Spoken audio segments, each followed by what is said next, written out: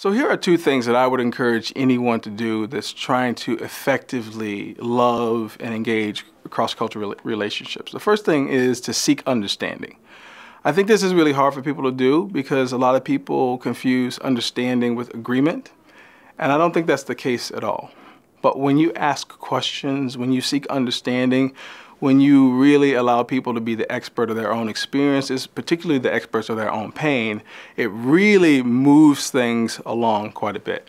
And so I found it helpful to realize that I can't possibly be the expert of somebody else's experience, their pain, their cultural realities. And so I found it necessary to seek understanding, because I believe that when you understand somebody, you talk to them differently.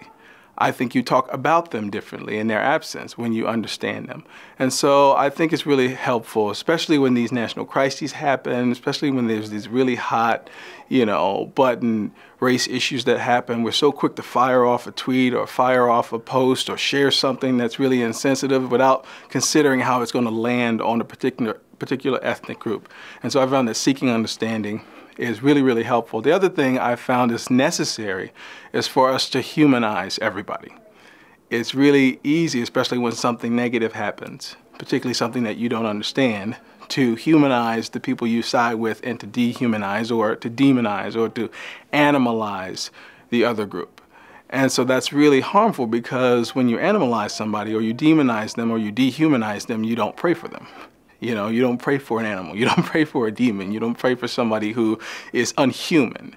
And so in that sense, that person loses compassion from you. They don't have the opportunity to receive Christ's light and love for you. And even if they happen to be the actual villain, I think that God requires us to humanize everybody.